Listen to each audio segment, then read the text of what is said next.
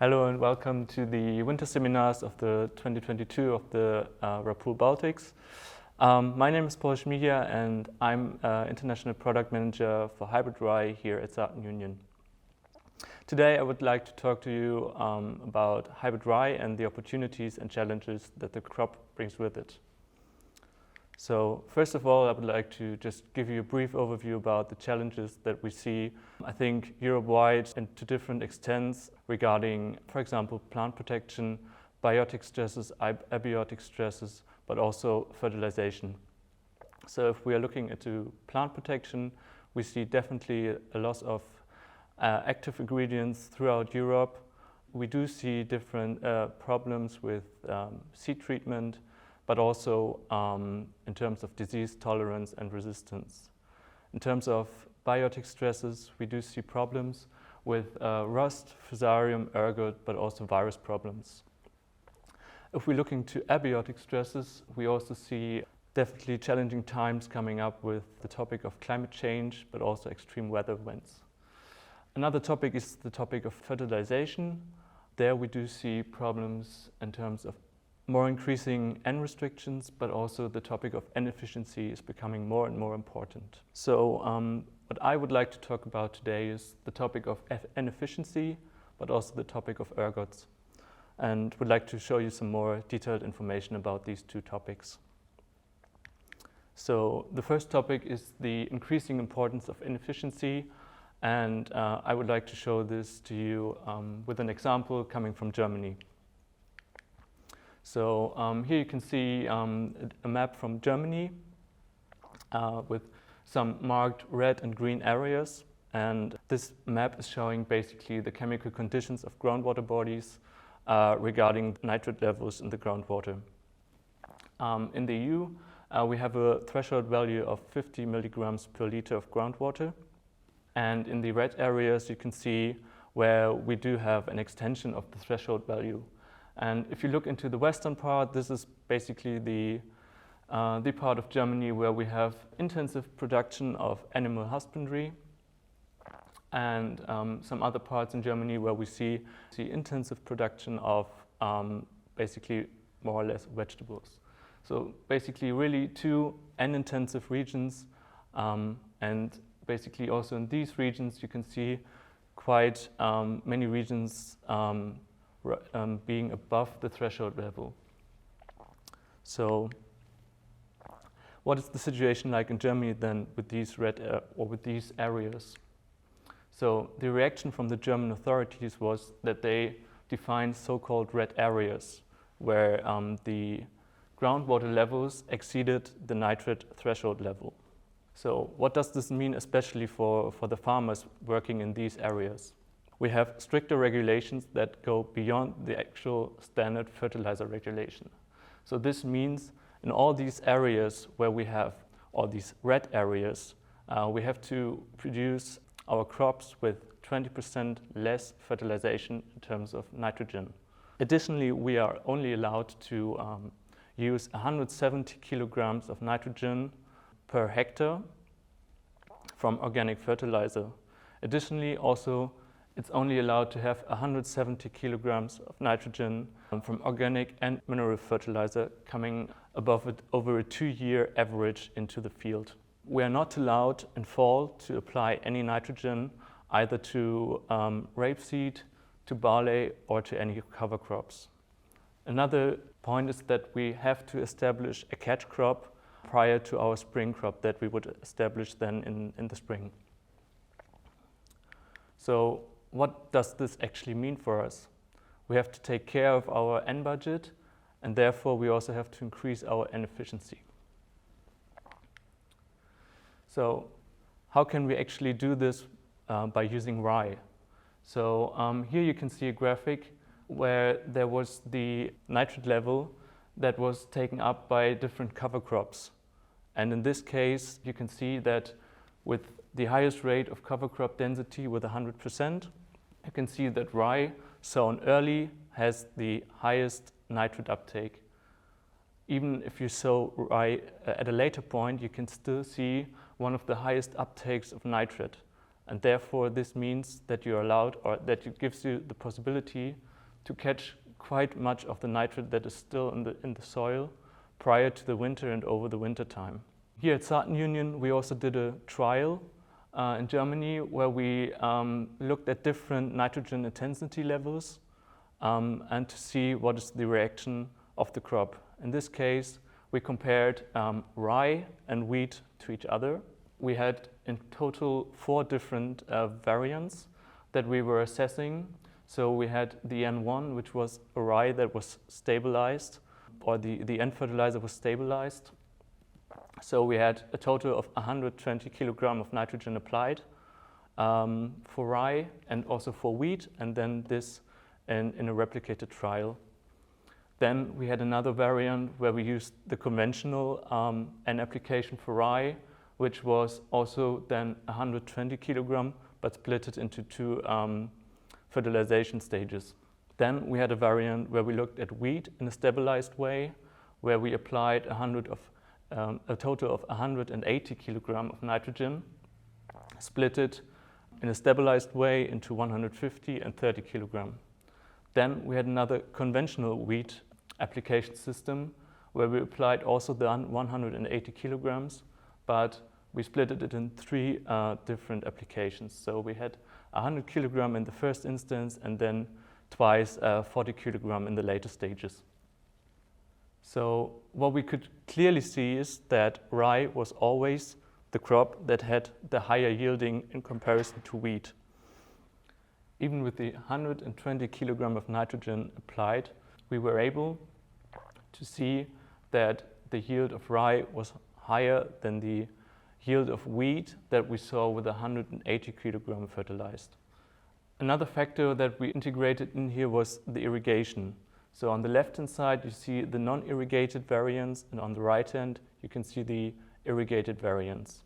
Nevertheless, the irrigation on this trial did not really have significant effects on the yield level. But generally what we see, of course, and this is also something that you would expect, is that you see a yield increase with the increase of N fertilization. Even with lower nitrogen levels, you could still see that rye was performing way better than wheat on these weaker locations.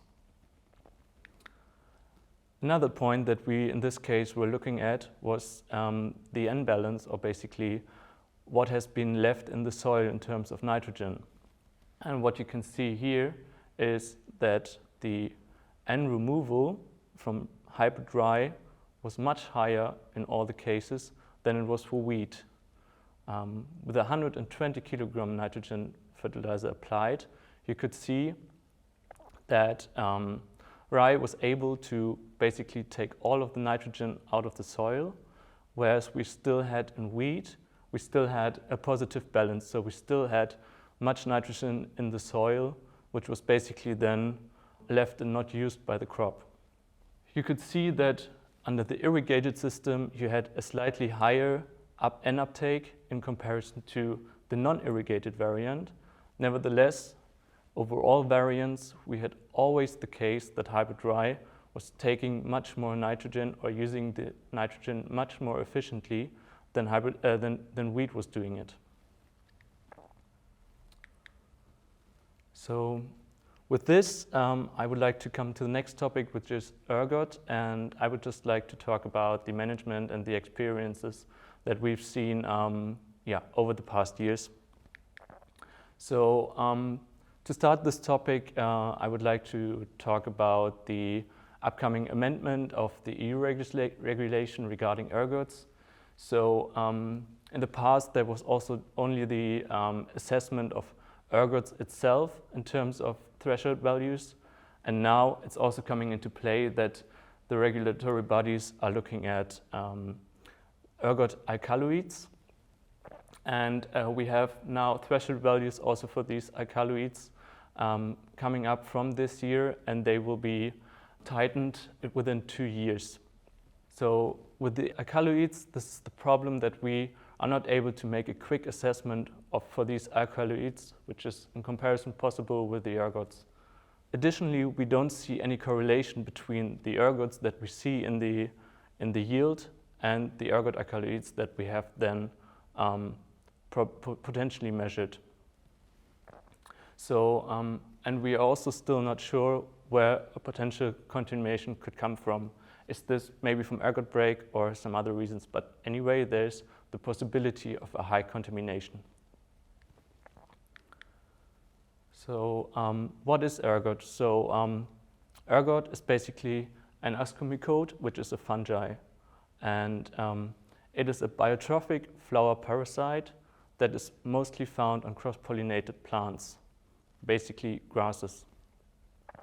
The ergots that you can see in your yield are basically the fungi's stage for winter survival. So these fungi or these ergots will flower again within the next spring and will then be ready again to release spores that then will infect your plants, or basically also other grasses that are growing around the ergots. So, and then within the new season and the spores being released, we see that these spores are then coming to the first flowering grasses that are mostly on the field borders, and these are then basically the inoculum sources that spread the inoculum throughout the season and also then to the rye. So what are the factors for ergot infection then? So the main factor really is the environment. So with 70%, we estimate that this is the highest impact on the ergot infection.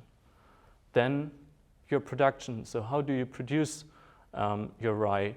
How do you treat it? How is the crop establishment going? These are also big factors. And then the variety has only a minor effect on the ergot infection. And this is then basically triggered by the flower characteristic, by the resistance, and also by pollen shedding. So, but what influences the ergot susceptibility? So there are at least 3 mechanisms that have basically the biggest influence on this topic. So on the one hand, it's the flower characteristic. So it's the flowering time, the stigma size, and also the stigma dehydration after the pollination. Then another topic is pollen shedding. So how big is the crop's ability to actually fertilize and pollinate other plants that are surrounded? And then the third topic is resistance. So what are there mechanisms that prevent the fungi's entry or the spread in the female flower parts? What is actually coming into play is what are the weather conditions around flowering time. So this is really the most important topic that you have to look at, but this is something, unfortunately, that we cannot change. So, as I already mentioned, so cool and wet weather conditions have the biggest influence on the ergot infection. So, and this is basically through negative effects on the meiosis, which negatively affects the pollen production, but also the availability of pollen. So we have a higher risk that pollen might clump. It's not distributed so far as we would see it in warmer and nice weather conditions.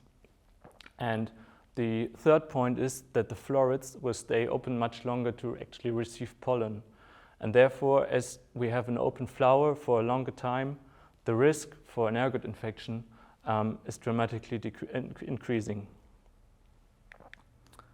But how to manage ergot actually in crop protection, and what are the measures that we can do to actually prevent an ergot infection or to reduce the risk of ergot infections?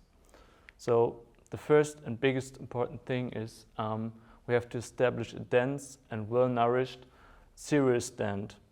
So this is really important, and this can be done by, in the first instance, starting with an enhanced end fertilization to actually be able to establish really a nice and dense crop stand.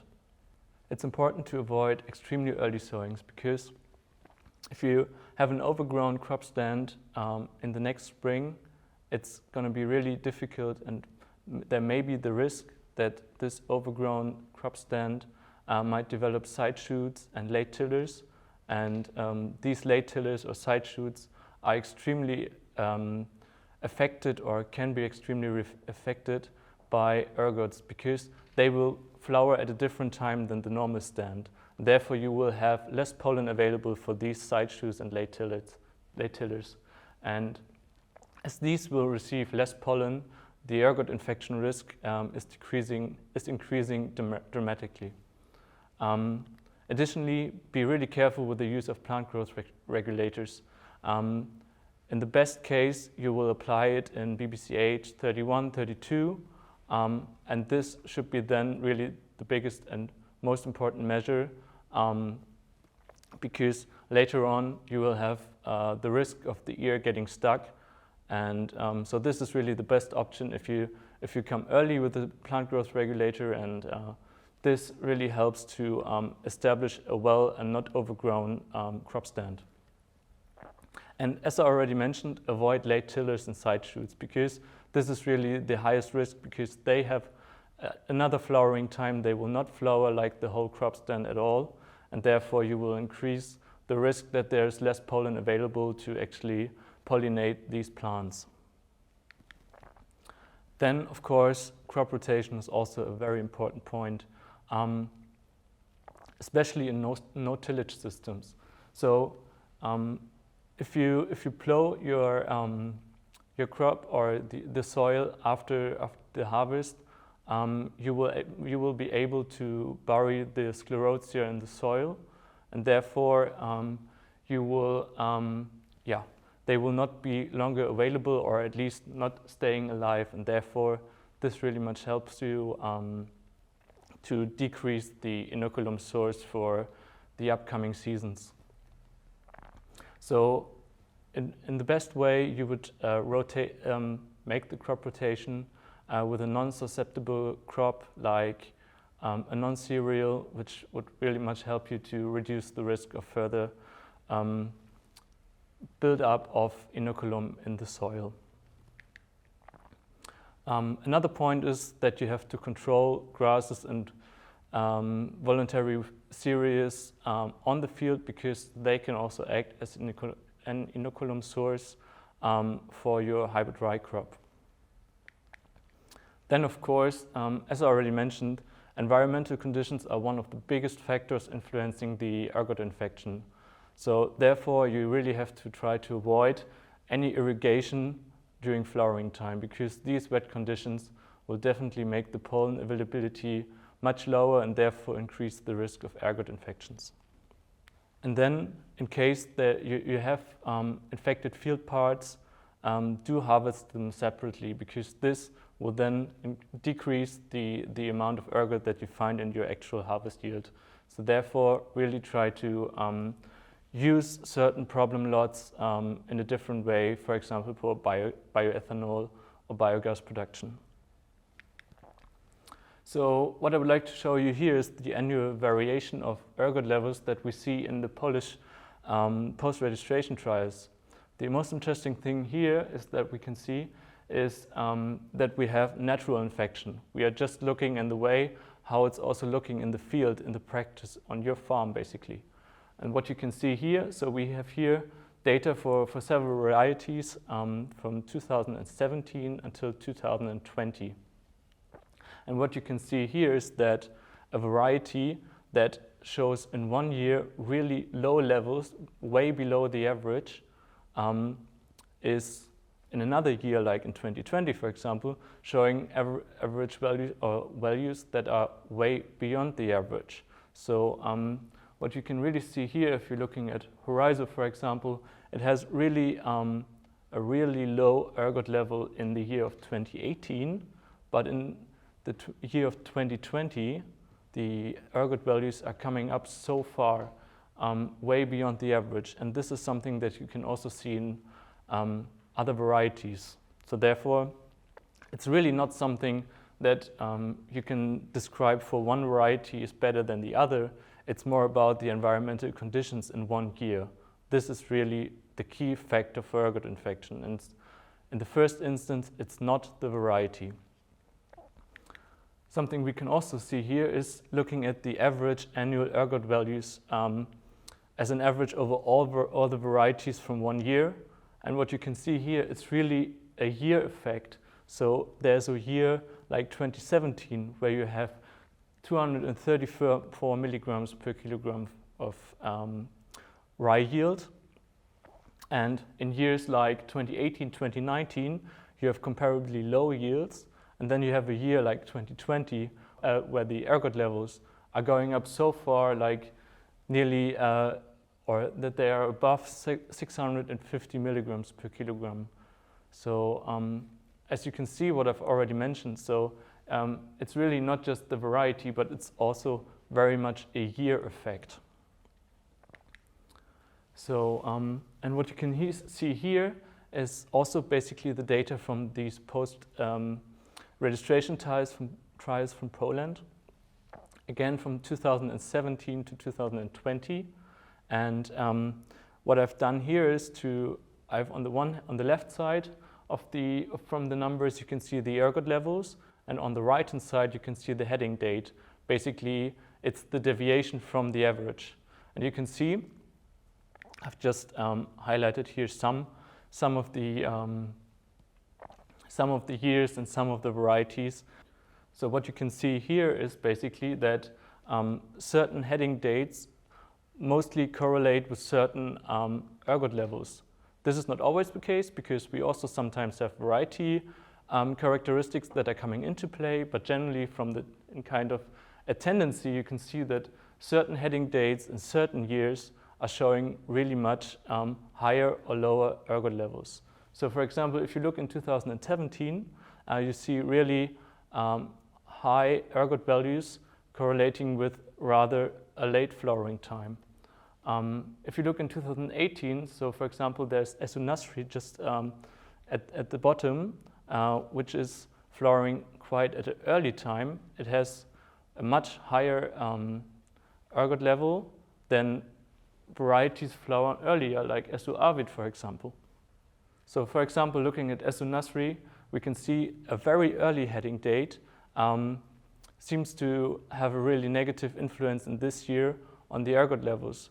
If you have a later flowering time, like you can see, for example, also with Saaten-Union, we already have better ergot values to be seen here. And this is something that we experience throughout many years and always in different ways. So the heading date is definitely a factor influencing the ergot levels. Again, this is just an overview over 4 years, but again, different varieties from post-registration trials. And I would just like to summarize what I've just described to you throughout the past slides. So we have annual variation, a high annual variation in ergot levels over the years. We do have a high variation between varieties within 1 year. So one variety can have really low values in 1 year, but in the second year, the ergot values may rise up just due to the flowering time and the weather conditions around flowering time. So then we have a really high variety-specific variation within 1 year or within many years. So in 1 year, as I just said, you can have really low values, and in the second year, the values may rise up and are higher than compared to another variety that we've seen in the previous year. So the variety itself has a minor effect, as I already tried to explain you many times now. So basically the environmental conditions, basically the weather conditions around flowering time are the most important thing for ergot infections. So yeah, as I mentioned, weather conditions are really the key factor for ergot infections. So what we can do is try to establish the best possible crop stand that we are able to do with our knowledge and how we know that we have to produce on our fields.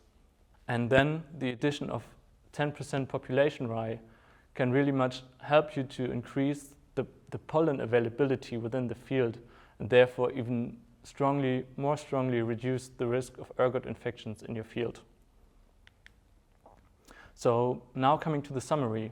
So we looked at inefficiency and we looked at ergot.